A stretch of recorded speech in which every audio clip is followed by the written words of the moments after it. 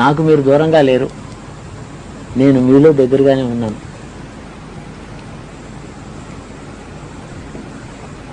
షోడశ వికారములతో ఉండేటువంటి మీ దేహం ముందు నేను అంతర్యామిగా ఉన్నాను.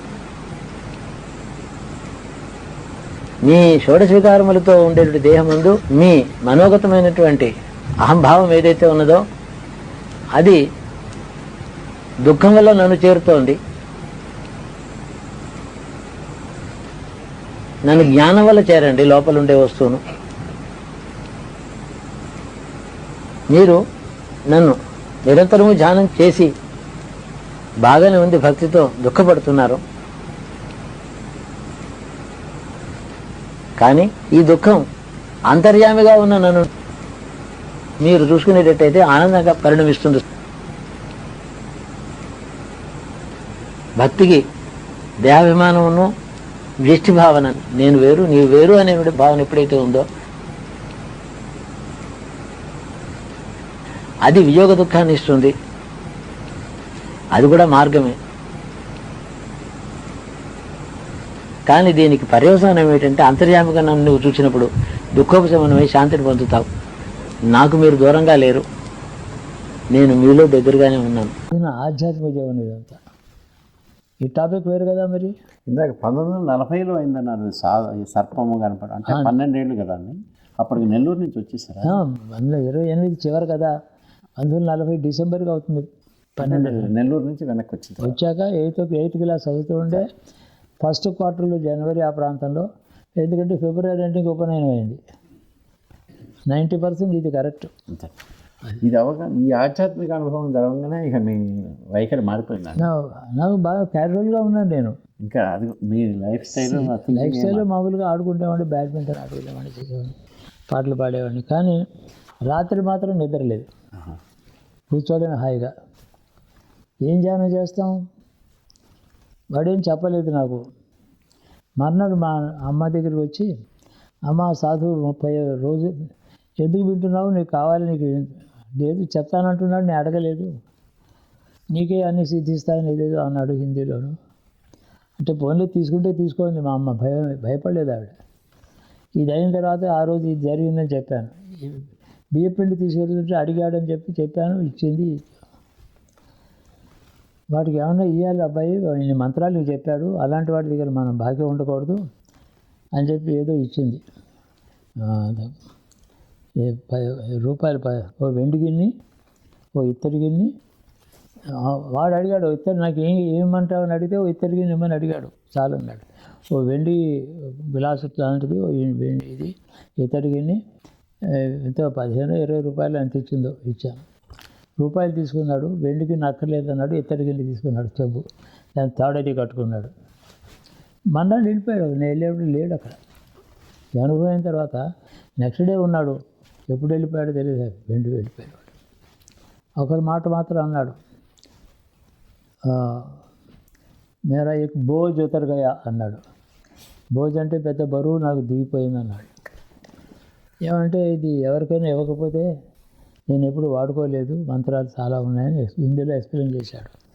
నేను వాడలేదు, దానికి అర్హత అయిన ఎవరికైనా ఇస్తే వాళ్ళు సిద్ధి పొందరు వాళ్ళు. నాకు మహాయోగి, మా యోగి నా గురువు చెప్పాడు, ఆయన శివుడేను అది ఇదని చెప్పాడు. ఎవరికి వదిలించేసుకున్నా. ఇప్పుడు అన్ను ఒకట అన్నాడు, నేను ఇప్పుడు వెళ్ళి హరిద్వార్లో శరీరం వదిలిపెడతాను అన్నాడు. చెప్పి వెళ్ళాడు. బరువు వదిలిపోయింది, ఇప్పుడు తేలిగ్గా ఉన్నాను.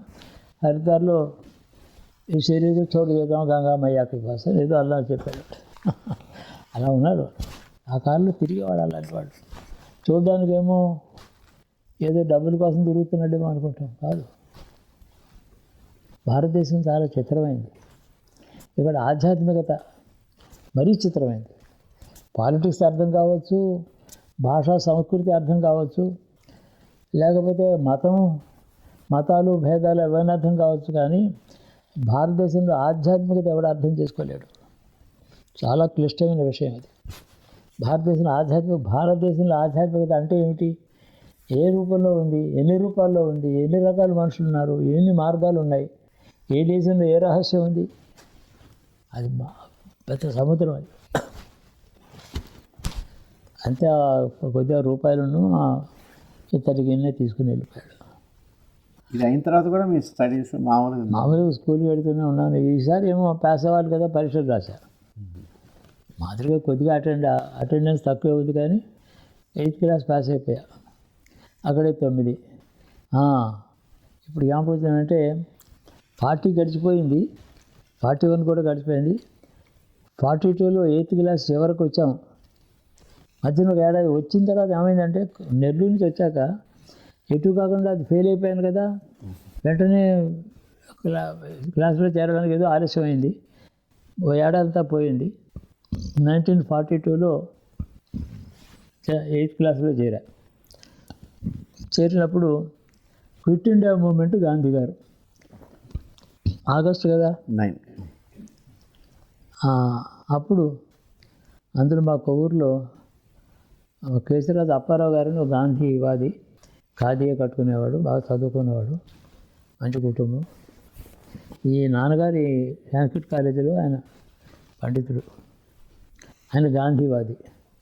మా స్కూల్కి వచ్చి క్విట్ ఇండియాకు వెళ్ళాలి మనం అంతాను, ప్రొటెస్ట్ చేయాలి, ఏదో మనం అల్లరి ఏం చేయక్కర్లేదు అన్నాడు. మమ్మల్ని పిలిచాడు. ఏం చేయమంటారని అడిగాం. మధ్యాహ్నం కలకట్టాకి వెళ్ళేటువంటి మెయిల్ వస్తుంది, ఆ మెయిల్ 1 గంట సేపు ఆపండి, అరగంట సేపు ఆపండి, 10 నిమిషాలు ఆపండి చాలు అన్నాడు. అంటే బయలుదేరాం. రైల్వే స్టేషన్కి ఇంకా 1 కిలోమీటర్ దూరం, అక్కడే ఆపాలి, స్టేషన్లో ఎలాగా ఆగుతుంది అది. అక్కడికి వెళ్ళి స్టేషన్కి రాకముందు ఆపాలి మా ప్లాన్. 100 మంది ఉంటాం మేమంతాను. ఈ అప్పారావు గారి ఇంకో అమ్మాయి కమలాన్ని చెల్లెలు ఉండేది. మాకు 2-3 ఉన్నాం మేము. ఆ అమ్మాయి, నేను, మా సాగరం, వాళ్ళు మొత్తం అంతా 4. మేము చాలా క్లోజ్ ఫ్రెండ్స్. పట్టాల మీద నుంచి అరుస్తున్నాం. ట్రైన్ ఏమో దగ్గరికి వచ్చింది. ఎంత వచ్చిందంటే ఇంకా 100 గజాల పైన ఉంది అది. పట్టాలు కిందకి దిగేశారు అందరూ. మేము ముందర అనుకున్నాం, దగ్గరికి వచ్చినా మనం దిగొద్దు, మనం ధైర్యంగా ఉండిపోదాం, వాడే ఆపుతాడులే అని. సరే వాడే బాగా స్క్రీచింగ్ బ్రేక్స్ వేసి ఆపాడు. ఎంత దూరం, ఇప్పుడు ఆ కెమెరా ఎంత దూరం ఉంది అంత దూరంలో ఆపాడు. మేము ఇక్కడ ఉంటే వాడే ఆపాడు. ఆంగ్లో ఇండియన్ డ్రైవరు దగ్గర వచ్చి వాట్స్ మ్యాటర్ అన్నాడు. అంటే మేము గాంధీకి జై, భారత్ మాతాకి జై అని అరుస్తున్నాం. క్విట్ ఇండియా బ్రిటిష్ అడుగుతున్నాం. అది ఆగానే మా వాళ్ళందరికీ ధైర్యం వచ్చి 100 మంది వచ్చేసారు పైకి. పట్టాలు ఎక్కారు, అందరూ అరవడం మొదలెట్టారు. How long will you sit అన్నాడు. 1 అవర్ అన్నా. No 30 minutes I will give you అన్నాడు.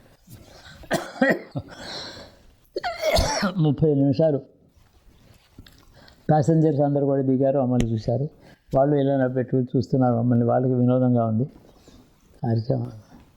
అప్పుడు పోలీసు వాళ్ళు వచ్చారు. స్టేషన్ దగ్గర ఉంటారు, ఇక్కడ లేదు. పోలీసు బయట ఇక్కడ దూరం వచ్చారు. మమ్మల్ని అందరినీ మ్యాజిస్ట్రేట్ కోర్టుకి నడిపించారు. 4 పోలీసు వాళ్ళు, సబ్ ఇన్స్పెక్టర్ కూడా ఉన్నాడు. ఆ మ్యాజిస్ట్రేట్ కోర్టులో కూర్చోబెట్టారు. నేను చెప్పిన క్రానలాజికల్ ఆర్డర్లో తేవన పొరపాట్లు ఉంటే ఉండొచ్చు. అక్కడ ఫెయిల్ అయ్యి ఇక్కడికి వచ్చి 8th క్లాస్ మళ్ళీ చదువుతూ ఉంటే 8th క్లాస్ చదువుతున్నప్పుడు ఇది జరిగిందని నాకు బాగా జ్ఞాపకం.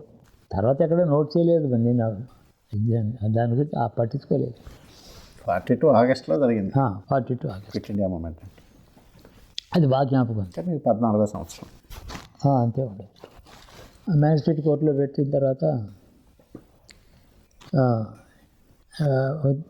తెలుగువాడే ఉన్నాడు, ఎవరో నాయుడు గారు ఎవరో, ఈ వ్యధవుల్ని తీసుకెళ్ళి అందులో జైల్లో పారేయండి అన్నాడు ఆయన. అది మాత్రం నాకు జ్ఞాపకం ఉంది. ఈ వ్యధవుల్ని తీసుకెళ్ళి జైల్లో పారేయి అన్నాడు. పదండి చెప్పి మమ్మల్ని మొత్తం అప్పటికి మేము ఇంకా 50 మంది ఉన్నాం. మమ్మల్ని తీసుకెళ్ళారు. అప్పటికి సరిగా 2:30 ఎంత 2 అయింది. సాయంత్రం 5 దాకా మ్యాజిస్ట్రేట్ గారు ఇంటికి వెళ్ళాలి కదా, పిలిపించాడు మళ్ళీ. ఏం చేశారు మీరు, ఏం సాధించారా మీరు,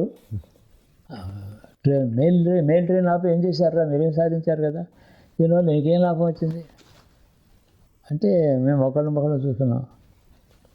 మనం కోర్టులో మ్యాజిస్ట్రేట్ దగ్గర అరిచాం కదా, గాంధీకి జై అన్నాం కదా, అది మీ దగ్గర వచ్చి కోర్టులో మేము గాంధీకి జై క్విట్ ఇండియా అన్నాం కదా, మీ దగ్గర అన్నాం కదా, అదే మేము సాధించింది అన్నాం.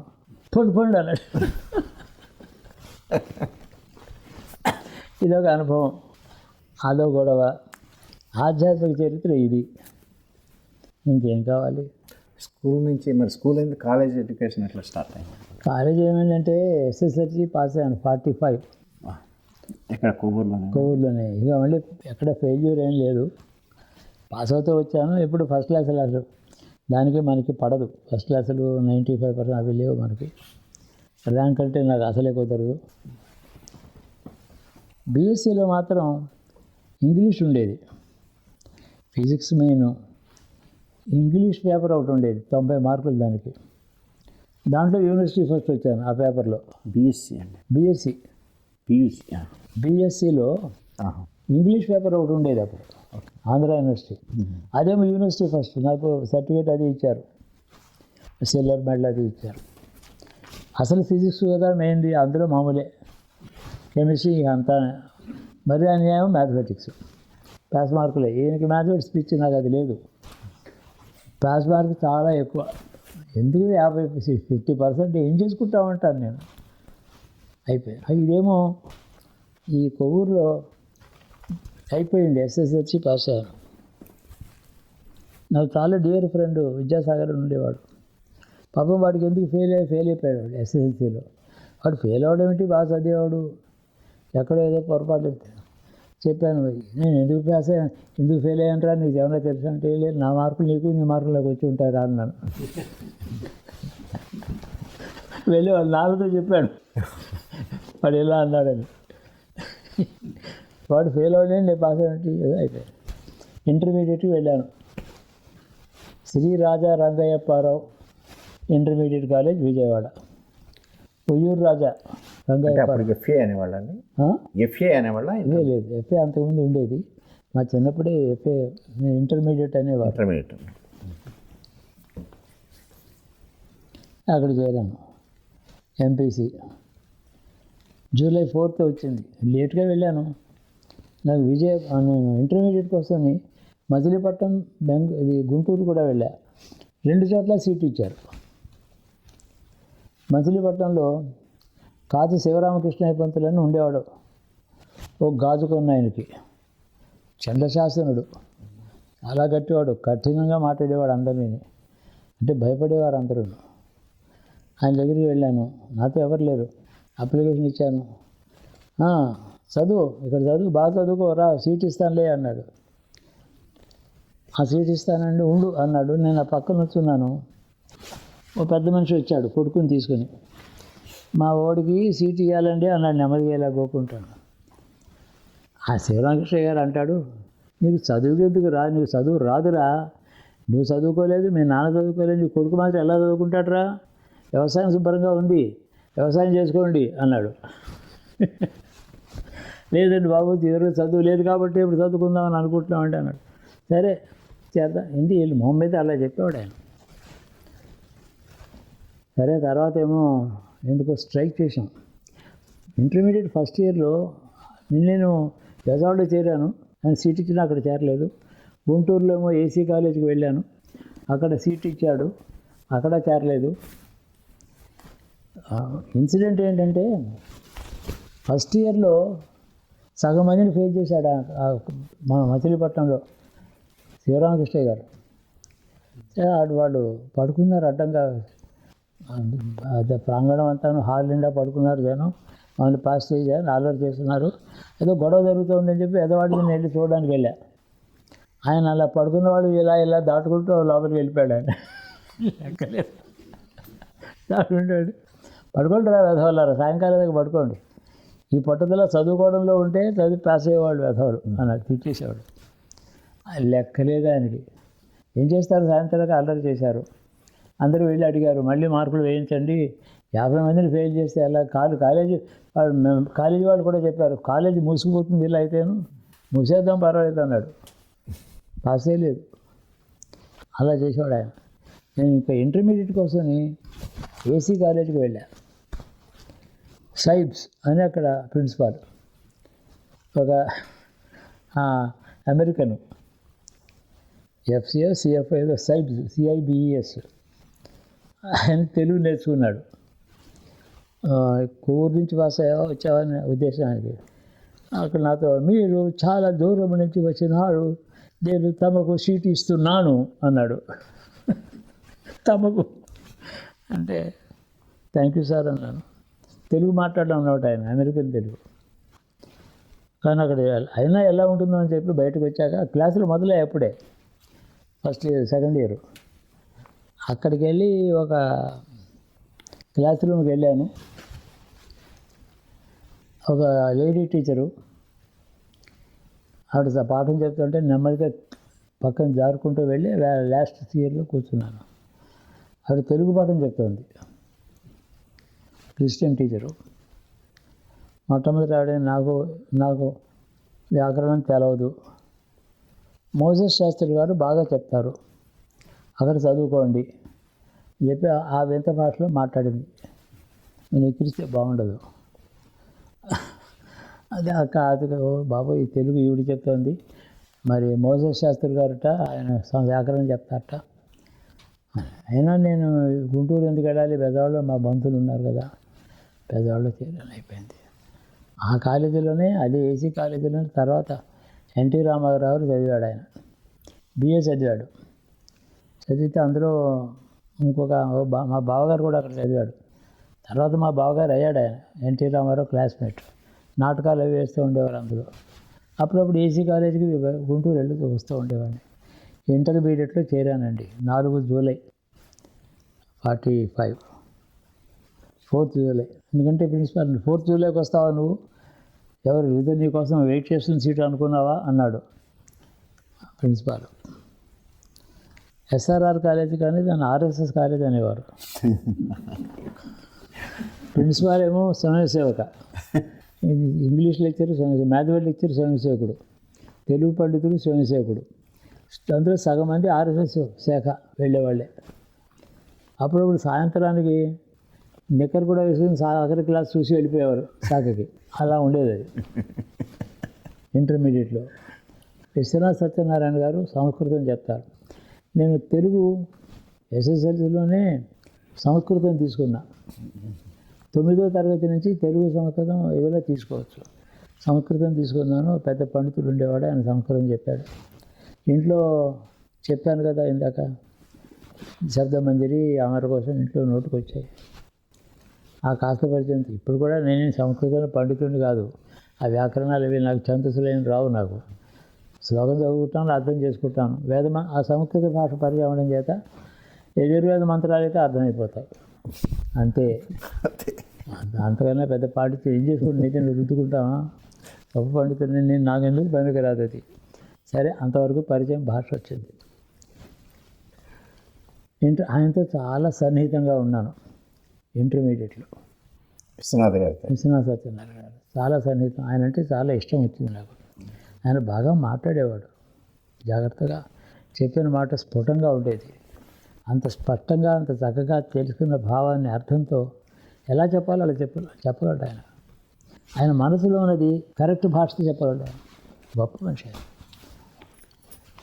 నేను నెల్లూరులో ఉండగాను మళ్ళీ వెనక్కి వెళితే తెలుగు పత్రికలు, పుస్తకాలు, నాటకాలు ఏదంటే చదివేసేవాడిని. చదవని పుస్తకం లేదు. నాన్నగారు లైబ్రరీతో మొదలెట్టి ప్రతి పుస్తకం చదవడమే, దొరికిందలా చదవడం. అప్పుడు నెల్లూరులో ఉండగా వేయి పడగలు ఆంధ్రపత్రిక, వారపత్రిక ఒకటి వేరే ఉండేది, మ్యాగజైన్, అందులో వస్తూ ఉండేది. అంతకుముందు తెరచిరాజు అని ఒక నావల, అడవి బాపరాజు గారు ఏందే విశ్వనాథ్ గారిదే తెరచిరాజు. అదంతా అయిపోతుంది. తర్వాత వేయి పడగలు వచ్చింది, ఇంకా నడుస్తూ ఉంది. తర్వాత ఇంకా 3 ఏళ్ళకి అది పూర్తి అయిపోయింది. ఏదో ఇక్కడికి వచ్చిన తర్వాత ఆయనతో పరిచయం అయింది. ఆయన భాష, రచన, గంభీరమైన తెలుగు భాష, గంభీరమైన భావం, లోతైన భావాలు నచ్చాయి నాకు. మా నాన్నగారు కూడా ఆయన బాగా పండితుడు, మేధావి అని చెప్పి అన్నారు నాన్నగారు అన్నమాట. సరే, చదువుకుంటూ ఇంటర్మీడియట్ అయిపోయింది. ఇంటర్మీడియట్ అయిన తర్వాత ఆ బెజవాడలో ఉండగా సంఘంలో చేరాను. నన్ను వచ్చి పిలిచారు వీళ్ళందరూ లెక్చరర్స్ వీళ్ళు కూడా, నువ్వు కూడా సంఘంలోకి రాబోయే నువ్వు ఉంటే సాయంకాలం కదా అంటే, మళ్ళీ ఇదే సంఘంలోకి నేను అక్కడ వెళ్ళిన తర్వాత వారానికి 3 రోజులు సంఘం శాఖ అటెండ్ అవుతానండి అన్నారు. పోనీ ఏదో ఒకటి రా ముందర అసలు అన్నారు. ఒక రోజేమో సాయంకాలం గేమ్స్ ఆడేవాడిని, ఇలాగా ఓ రోజు ఏమంటే రిలాక్స్ అయి చదువుకుంటూ ఉండేవాడిని. 3 రోజులు శాఖ ఇలా ఉండేది. ఇంతట్లో గోల్వాల్కర్జీ వచ్చారు, ఆ ఊరు గురూజీ అంటారు. మా కాలేజీకి పెద్ద డోనరు రాజాగారి డొనేషన్ కాక చుండూరు వెంకటరెడ్డి గారు ఉండేవాడు. ఆయన 50,000 ఇచ్చాడు ఆ కాలేజీకి.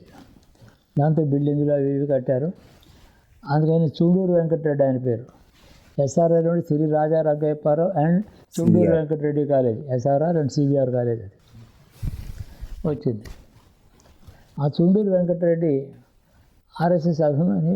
ఆ వెంకటరెడ్డి గారి ఇంట్లో గోల్వల్కర్ దిగారు మేడ మీద. ఆయనకి పిల్లజల్ల ఎవరు లేరు, రెడ్డి గారికి మంచివాడు.